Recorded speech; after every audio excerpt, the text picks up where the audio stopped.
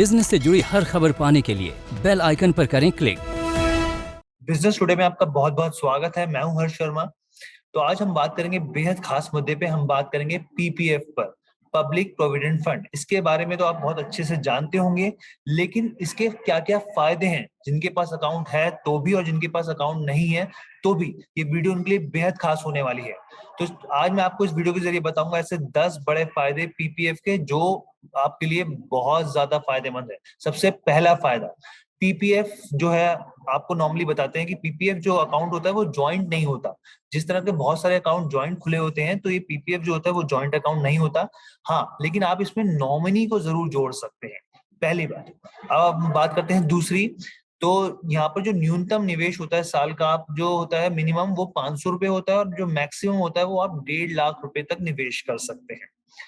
तीसरा बड़ा पॉइंट, जैसे एज अ पेरेंट्स अगर आपका अकाउंट है पीपीएफ में, तो आप अपने बच्चे के लिए जो नाबालिग है, अभी पूरा 18 साल का नहीं हुआ है, तो भी उसके नाम पर पीपीएफ अकाउंट खोल सकते हैं। लेकिन यहाँ पर समझने वाली बात यह है कि उस पर जो टोटल दोनों अकाउंट में मिला के आपको मैक्सिमम 1.5 लाख तक का आप निवेश कर सकते हैं। इसके बाद जो अगला पॉइंट है, जो पीपीएफ पे जो मिलने वाला ब्याज है वो फिक्स नहीं होता है, क्योंकि लगातार सरकार इसमें बदलाव करती रहती है। लेकिन हाँ, जो दूसरे टैक्स सेविंग इंस्ट्रूमेंट्स हैं उसके मुकाबले, एफडीओ या और भी चीजें हो, उसके मुकाबले पीपीएफ का जो इंटरेस्ट रेट है अभी भी आकर्षक बना हुआ है, सबसे ज्यादा है। इसके बाद हम बात करते हैं अगले 5वें पॉइंट की।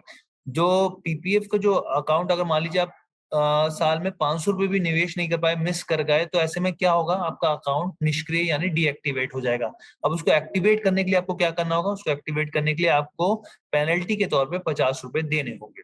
इसके अलावा अगर आप अधिकतम ब्याज पाना चाहते हैं पीपीएफ के जरिए, तो आपको 5 तारीख से पहले निवेश करना होगा। जो मैंने आपको बताया, 500 रुपए से लेके 1.5 लाख तक के बीच में आप निवेश कर सकते हैं। हालांकि टुकड़ों में भी कर सकते हैं, लेकिन वो 5 तारीख से पहले होना चाहिए। क्योंकि 5 तारीख से पहले इसलिए होना चाहिए क्योंकि जो ब्याज का जो कैलकुलेशन होता है वो 1, 2, 3, 4, 5 के आसपास ही होता है। इसके अलावा इमरजेंसी की बात करें, क्योंकि इमरजेंसी में कई बार हमको फंड निकालने की जरूरत पड़ती है, तो इमरजेंसी में क्या करें, तो इमरजेंसी के लिए आप 7 साल के बाद फंड निकाल सकते हैं। लेकिन यहाँ पर ध्यान रखने वाली बात है कि कितना फंड निकाल सकते हैं, तो वो 4 साल के बाद जो भी आपका इन्वेस्टमेंट रहा है मैक्सिमम, उसका 50% निकाल सकते हैं। और 50% भी उस हिसाब से निकाल सकते हैं कि जो अगर आप 50% निकालेंगे, इसके ऊपर किसी तरीके का कोई भी टैक्स नहीं लगेगा, यानी ये पूरी तरीके से टैक्स फ्री होगा। अब हम इसके बात करते हैं 8वें पॉइंट की। तो जो पीपीएफ है, हम सब जानते हैं, क्योंकि कोई भी अकाउंट होता है वो मैच्योर होता है, तो पीपीएफ अकाउंट जो है वो 15 साल में मैच्योर हो जाता है। उसके ऊपर आपको जो भी ब्याज मिलेगा वो पूरी तरीके से टैक्स फ्री होगा। 9वें पॉइंट की बात करते हैं।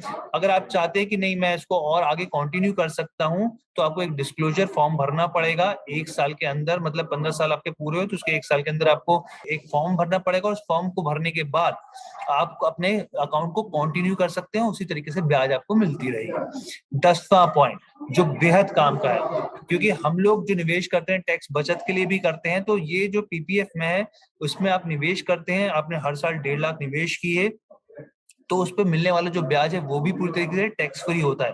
यानी आप अपने जो भी आईटीआर फाइल करेंगे उसमें आप इसको जानकारी दीजिए, और ब्याज पूरे तरीके से इंटरेस्ट फ्री, जो इंटरेस्ट है उस पर पूरी तरीके से छूट मिलेगी, आपको किसी तरीके का कोई टैक्स नहीं चुकाना होगा। कैसी लगी आपको वीडियो, हमें कमेंट करके जरूर बताइएगा। और आपसे हर बार की तरह गुजारिश है, हमारे चैनल को ज्यादा से ज्यादा शेयर कीजिए, सब्सक्राइब कीजिए। बिजनेस से जुड़े हर एक अपडेट को सबसे पहले जानने के लिए देखिए बिजनेस टुडे।